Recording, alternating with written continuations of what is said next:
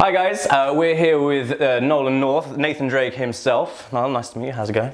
Going well, thanks. Good to be here. Yeah, thank you for coming. We're going to play through a little bit of Uncharted and just had a little chat with you, if that's okay. Yeah, it's you know, I mean, I have no objections. But you just can't die. I can't promise I'm not going to die, I'm afraid. Uh-oh. We'll just have to do that really quickly. Oh, this is this is in the prison. Yeah, so there he is. You speak a little bit of Spanish in this. Did you learn any Spanish or? Sí, yo hablo español.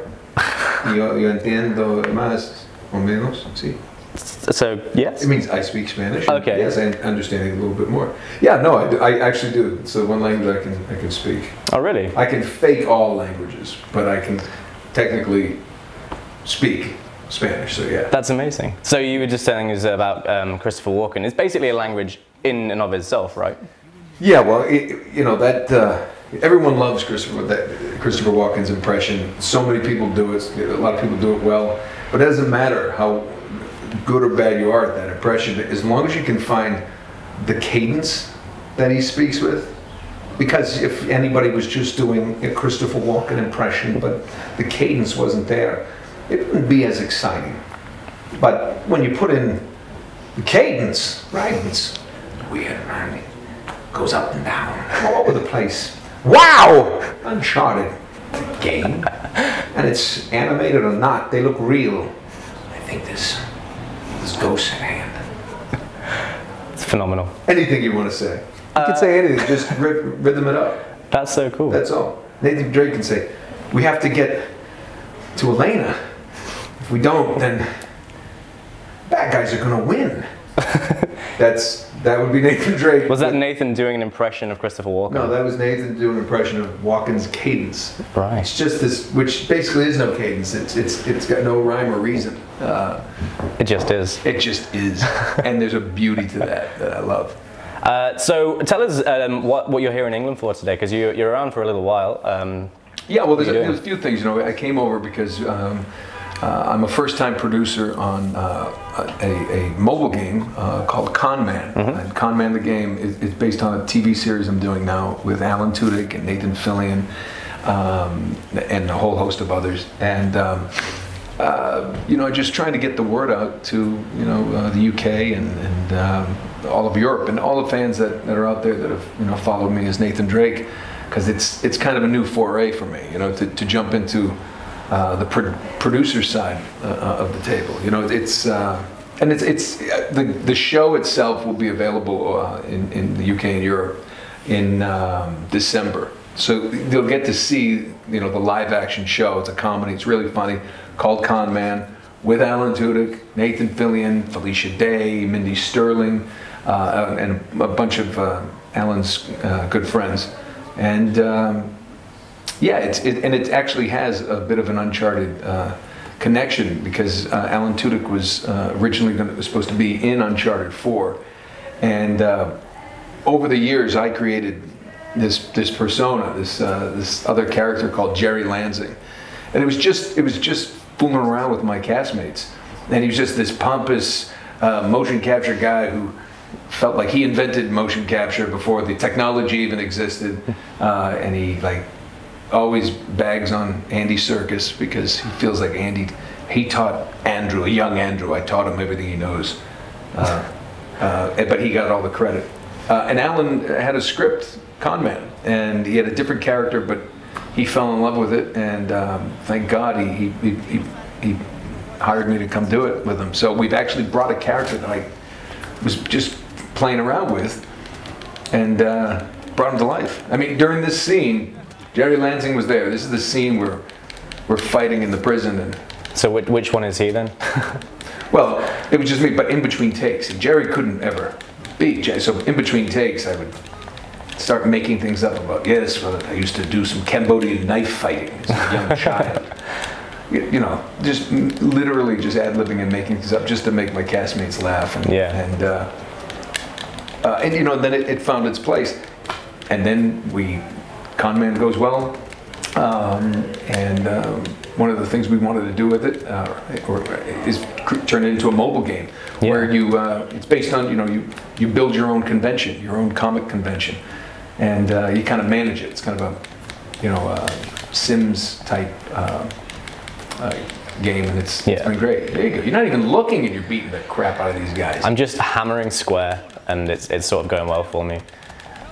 So Uncharted 4's been finished for a little while. What have you been up to other than Conman at the minute?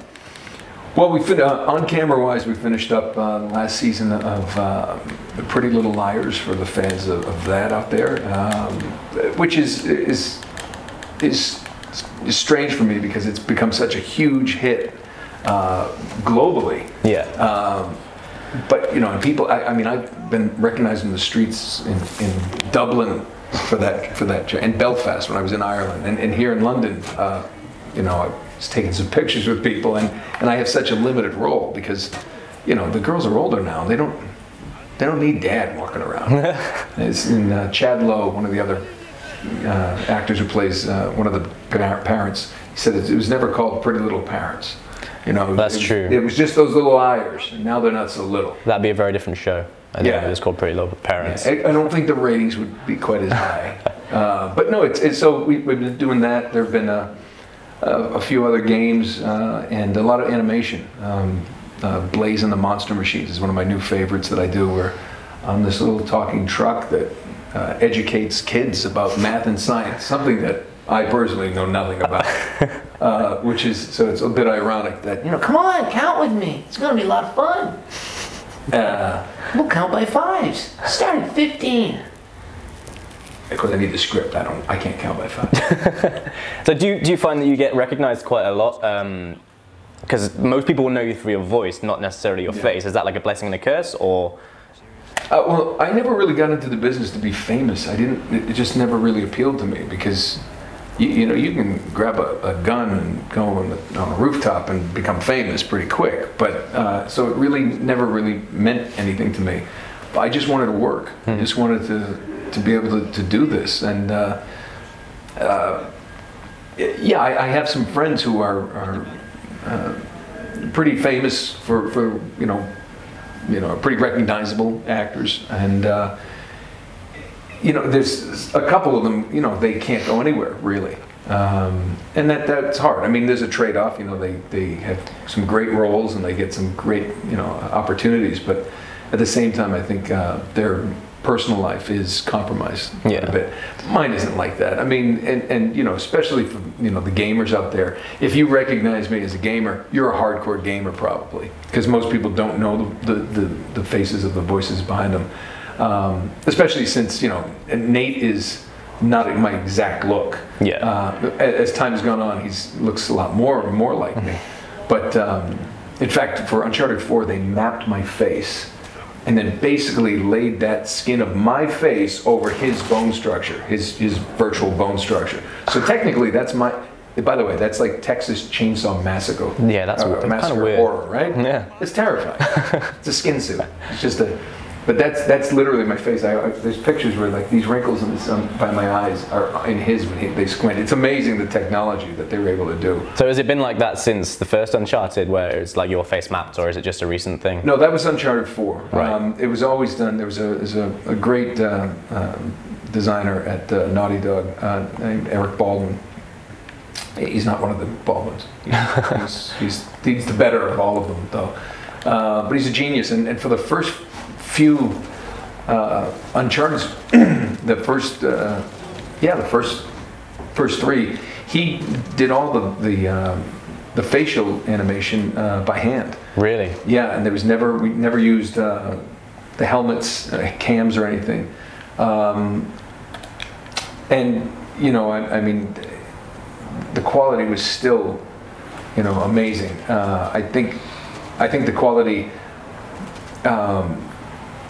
Quite personally, I think the quality was just as good in 3 for some of the facial stuff because of Eric and his talent. Yeah. But I think the facial cameras certainly made his job a lot easier because there was so much more for him to do, and then he could put his talents to some of the smaller, refined things, which make 4 look astonishing. Yeah. But I don't like to. I like to make sure he gets credit because he, so much of what the facial animation looked like was because of him and his team. and I think he deserves all the credit in the world. Yeah. So. So just spoiler warning, by the way. We're going to just quickly discuss what happens towards the end of Uncharted 4. If people haven't played it, why? Go and play it, and then come back. They haven't played it by now? Yeah. If you haven't played this game by now, you deserve a spoiler. Exactly. So the way that it finished, was that something that you were happy with? Did you like the ending? Was it somewhere where you saw it going? Yeah, I think it had to. People say, well, come on, do an Uncharted 5. And, the big thing about that was you certainly don't want to jump the shark, so to speak, yeah, as they say. You don't want to do, Drake goes to the moon, Drake in Atlantis. I mean, just the things that of course, that's the next thing. So to go out on top was smart. Yeah. And I remember people always ask, well, do you die in the end? And I always say, well, it depends on how good a player you are. But of course not. This was a pulp action game that it's supposed to be a good adventure romp. It never was supposed to be this dark, brooding type of thing. So I think the only way it can end is I think we're in a cynical world where it's like, oh, you have to have the wrapped up happy ending. It's like, why not? Can't we just have those in some of our games? We don't have to have, where things don't work out. Things worked out at the end of Raiders of the Lost Ark, for better or worse. Yeah. I think it's okay. I think there's always a place for those things in movies and games where they end on a certain note, but this had to end with a happy ending, and I think it did. He's got the love of his life in Elena, and spoiler alert, a daughter, and they've found a way as a family to continue all their treasure hunting pursuits in a legitimate manner. They're on the covers of magazines now. Is the family that treasures together stays together. Yeah. I made that up. I don't know if that's right, but that's the idea. And then also, a lot of people say, oh, does that mean his daughter's going to be Uncharted 5? I'm like, well, that's kind of called Tomb Raider. I don't know if that would happen, but you never know. Yeah. I mean, would you love to do more with Nate? I mean, even spin-off games, or if they did ever do a fifth? I mean, obviously you are him, so. I don't think I could. I don't think I could.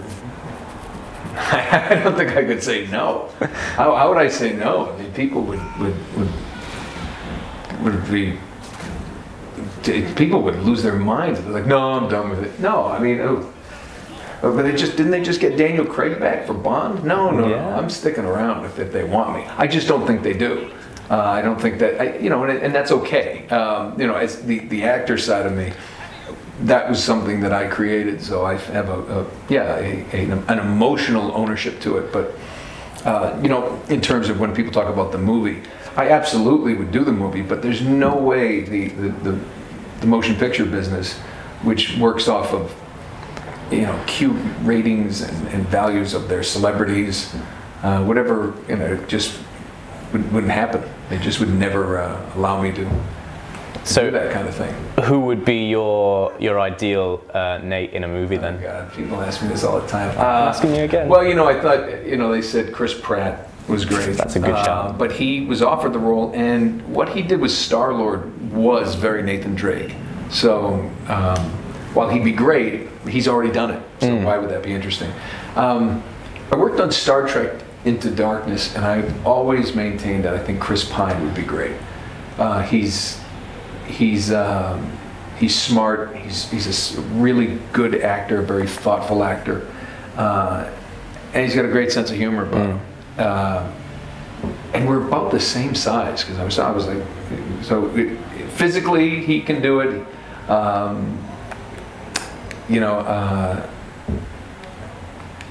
There is lead cinematic animator Eric Baldwin. There you go. I skipped completely over. No, but it's. Apologize for him. So I think that, and I liked him. And I worked with him, and I have some friends who who know him personally. So I think he's. But who knows when this gets made, what it would do. He's just. I've always liked him. Yeah. And I think that he's got those blue eyes. I mean, Nate has I got the brown eyes. Nate has those big blue eyes. So. Well, did you see the news today? I mean, you probably know better than we do, that one of the directors from a couple of episodes of Stranger Things has been attached to Uncharted now? Yeah, I heard. Yeah, I did, actually. And I know the writer, Joe Carnahan. I actually had dinner with Joe. Oh, yeah? It was, I'm sure he's going to deliver a solid script. I think Joe Carnahan was a really good choice. And he's, the big mistake that I think some of the previous versions that I heard about, I might be completely wrong, but they were trying to remake the same story that we had done in the game. Yeah. And my take is like, take the characters, but put them on a new adventure. Because too many people think, well, it's a movie in itself, where the fans are the actual leading man, and whether you're a male or female player, you're the leading man. You are Nathan Drake. So I think there's an emotional attachment to the character because we play as him. I mean, maybe I was the actor in the suit, moving, jumping, doing all this stuff, but we play as him. So I think there's a connection there. So yeah. And I think script-wise, I think Joe's gonna nail it. I think he's perfect for this. Good. So it's got your backing, really. Yeah. Well, of course it does. In anything, people talk about, well, if somebody else plays the Joker besides Mark Hamill, nobody owns these characters. We just kind of embody them for a while. Even if it's something that you've created, and I can't really say I created Nathan Drake. It was Amy Hennig. I mean, it was her brainchild. It was her baby, and I've said this before, but I'm blessed that she gave birth to this character and allowed me to help raise him, so to speak, because she created this whole world that people have played for the last 10 years. It came out of her head. Yeah. And who the character is, and she was the one who invited me to put as much of myself into the character as possible. And it's very humbling that people out there have found him to be so endearing for so long, and that's a testament to to what she created and what I helped along, I guess, and all everybody that was involved in it. It's a very collaborative effort, and it's cool. But we don't own it, So if somebody else just takes that baton and moves on, that's fine. Yeah. So speaking of Amy Hennig, she's at Visceral working on a Star Wars game at the minute, and we don't really know anything about it. Do you know what's going on with that? I know that it's, I think my friend Todd Stashwick is actually, I think he's writing alongside her. Don't know too many details about it, but she knows where I am. If she wants to call me for that, I'll answer the phone. So you'd 100% be down for doing something Star Wars? I owe so much of my career to her. If she wanted me to do a video game reading the telephone book, I would do that. And she's a dear friend. She's an incredible talent, and she knows I'm her huckleberry. Speaking of Star Wars, just for a brief second, you worked with J.J. Abrams briefly on Star Trek, right? Yeah, well, because he was a fan of this series, that's why he just invited me to come on to do I think it was 10 days of work. Yeah, I think I was there for basically 2 weeks, spread out over 2 weeks. It was amazing. So any possibilities? I mean, I know he's not doing it anymore, but are you jumping into a Star Wars film further down the line? Again, they know I'm available. I mean, I don't think any actor on the planet would say no to something Star Wars. I remember the last time I talked with JJ. He was a fan, and he was so very effusive with praise, and I really appreciated that. It gives you a lot of confidence when someone that you admire so much, also admires whatever talent you may have. And we've always talked about working together again. But really? He got very busy, but I think that will happen someday. I hope so. I don't know what it'll be on, but again, he's another one of those people that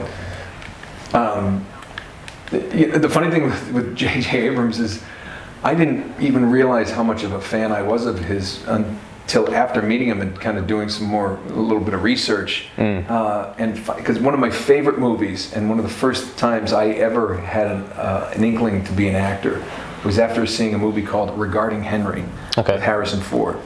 And because Harrison Ford was, that's Indiana Jones, that's, it's Han Solo. And then he played this lawyer who gets shot and loses his memory, and it's a great movie. J.J. Abrams wrote that in college. Yeah. That's mad. And I had never known that. And then when I got to work with him, and I never actually got to tell him about this, but it was one of my favorite movies. He's actually in it too as a delivery boy. He delivers the food to Harrison Ford's apartment. And it's just, but he's as genuine a human being as you can imagine. I was speaking to some film students here in London. They had me kind of speak to them in a class over at Ealing Studios, and I talked about how if you want to follow someone's lead, follow J.J. Abrams. It doesn't have to be your style of directing or anything like that, but as a human being, he was somebody I will always admire. He knew everybody's name on that set. He never raised his voice in anger. I'm sure there were some frustrating times, but he just kept everything so light, easy, and you could see him. He was like that kid in your neighborhood when you get all your friends together, and he's the most organized. Like if you're playing Super Friends, JJ would be the one. Go. Do you need a cape? I have an extra one. I'll go home and get that. Who's got that? What are we doing? Okay, these are the teams. He's that guy, and I only wish that I could. I want to do something in a bigger capacity with him.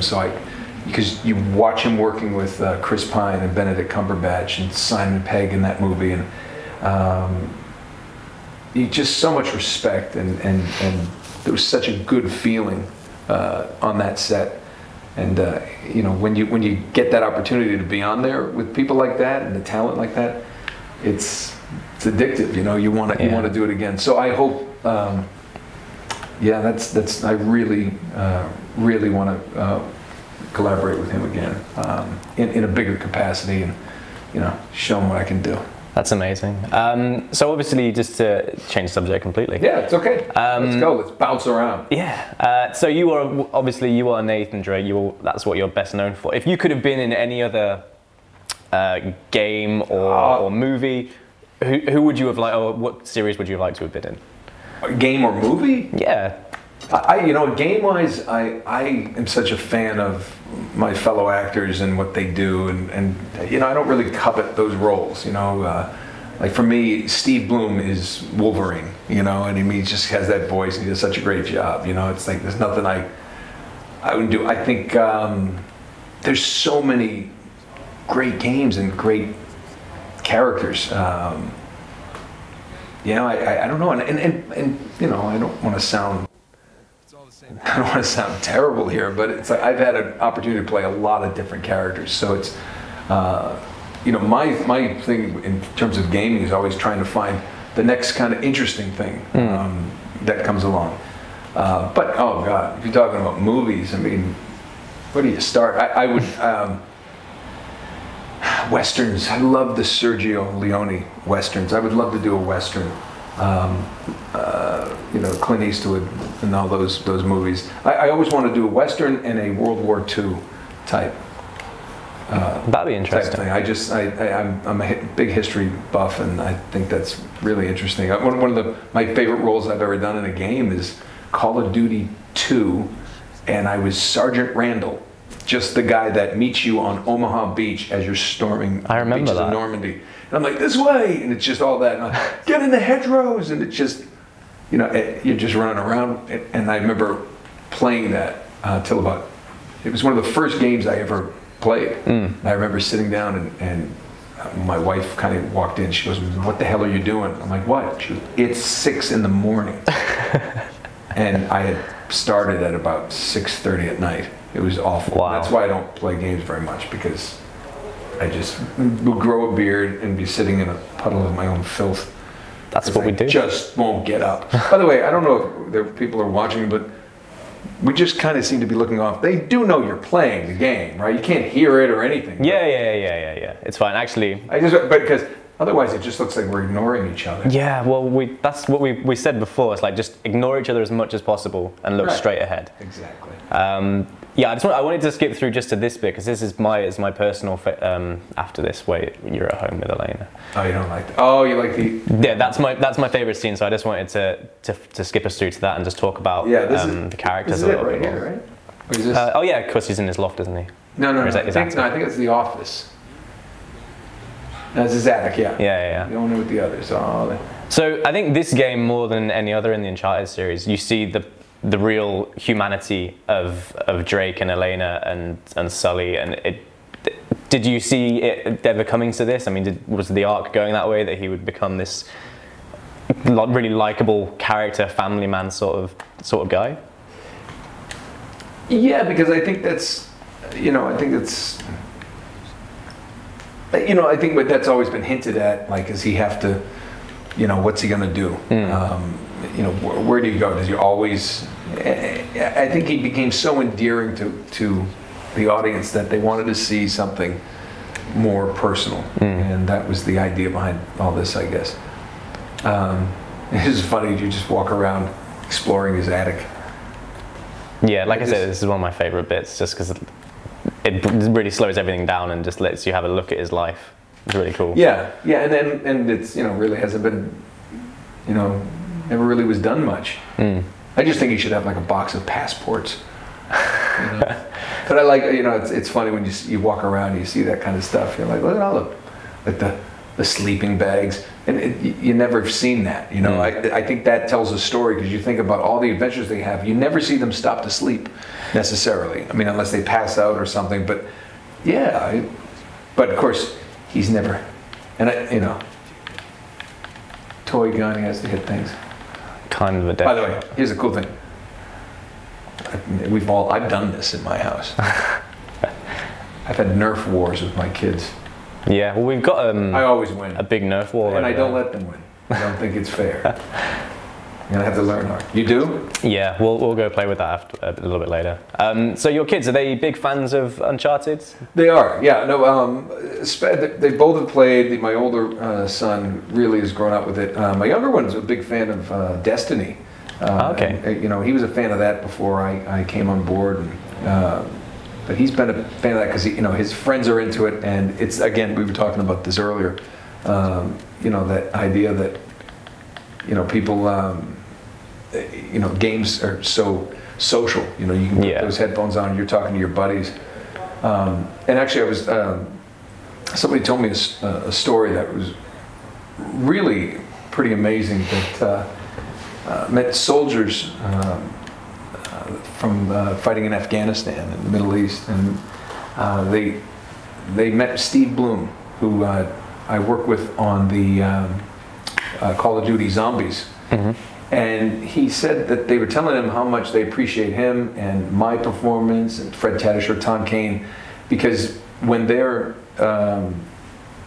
they play after going out on maneuvers, carrying a real gun all day, shooting it in firefights, they come back and play. And he was like, "No way, you do." And it turns out they said that it helps them feel normal out there. And it was really interesting, because he said every now and then we'd get a signal, a satellite signal, where we could go and some of us play with our kids, or we play with our friends back home. And I never really thought of that in a in that sense of we're actually doing something that really has a human element to it, where I never thought, oh, it's just a game, whatever, we're just but no, it was very rewarding, and to find that out like that, I thought that was pretty cool. Yeah, well, it's like what we were saying earlier about how they couldn't have killed Drake at the end, because he's almost like a friend to people. It would have been so heartbreaking to see him die. Yeah, again, it's not that type of game. It's like, he's not that flawed character that needs to, has to go out in a blaze of glory. Yeah. You know, this is great. You know, I haven't seen this in a while. Oh, really? This is my We're favorite looking at this scene. scene. We're in the couch with Elena having some dinner. Yeah. When I was playing through this at home the other day, I don't remember seeing like characters eating like this as like a family before in like an action game. It's just mad. And that's why you get to play Crash Bandicoot in a minute, which was phenomenal. Yeah, you like that? Yeah. That was a nice little touch. Naughty Dog threw in there. Did they tell you they were going to do that? Because you do Dr. Engine as well. Is that in the later ones? Yes, I did think in the later ones, Dr. Engine. It was just basically my tribute to Peter Lorre. Yes. It's like Peter Lorre, Ren Hoek from Ren and Stimpy, Yeah. kind of mashed up into something. That was an early game that I did, and I remember having so much fun with that. Yeah. So it was. They didn't tell you that they were going to put it in, did they? Into this. Well, no, we knew. You know, we just basically sat there in our suits, and they just played. You know, they taped someone playing Crash Bandicoot. Yeah. And you know, so we just pretended to play and just ad-libbed and commented on it. Did you play a lot of Crash Bandicoot when it was around in the late? Yeah, late well, 90s? I remember playing the game. No, earlier, yeah. I remember it from a long time ago. Yeah. But I remember with this one, it was the last time I played it was when I was Dr. Engine, because I wanted. It was early. I was like, I want to hear what that sounds like. This was a cool scene. It was a really good scene.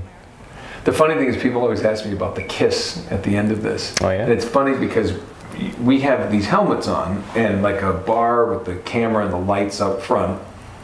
So you physically can't get to the other person's face. So we actually had to do it, get to that position about to kiss, and get there and stop. And then have to redo the whole scene with that off, and they have to marker everything. And then actually go in and actually do a real kiss. So it's just bizarre. It's so sexy, you know, it's such a romantic, sexy scene. It looks like it is, but you know, when you're in a big gray room wearing those ridiculous outfits and Yeah. markers, computers, and cameras all around, it's not. That's the beauty of faking it like that. Yeah. But it's very cool. I'm gonna see if I can skip this real quick because I know, but I want you to play this Oh no. if you can. Just indulge me. So you know the buttons, right? No. No? What jumps? X Right. and square is do the spin attack, and that's pretty much all you need to know. See, I'm literally, this was not hard to act on because you have no patience. When you turn something on, you expect it to, oh, okay, here we go. So when you did the VO for this, were you just watching this and speaking? Yeah. Is that a problem? No, just, see, I literally am doing, hey, make it go. I remember doing it. Push the start button. Yeah, I know. Start. I think you have to use the D-pad, by the way. What? This one. Right. What? There you go. Oh, I see. Here we go. No. There we go. I'm not bad. Yeah. Oh, I crushed my head. Oh, I see what I'm saying. There you go. Yeah. You're good at this. You've been practicing. Oh, what? Tell a lie. No, I didn't. He did. You did, but no, that's not realistic. I would have climbed back up. See, I made that up. I remember that. You should learn to climb. Climbing's always helped me. Was a lot of this ad-libbed? Oh yeah. Yeah. Oh, I should crush those barrels, right? And now, I don't know if I've ever gotten through. Oh, really? That's all right. You've only got like 2 lives anyway, so you won't be stuck here forever. You'll just fail. I don't think. I mean, I've never done it, but I don't think it's possible to. I don't think it's possible to beat Elena's score on this. I could be wrong. It's just maybe I'm just that bad. Ah, flattened. No, but see, so this really trick. Oh, I see what's going on.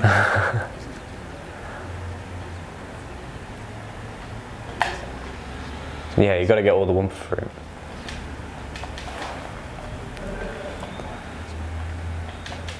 But am I timed? Yeah. Oh no. That's all right. If you don't make it this time, we'll put you out of your misery.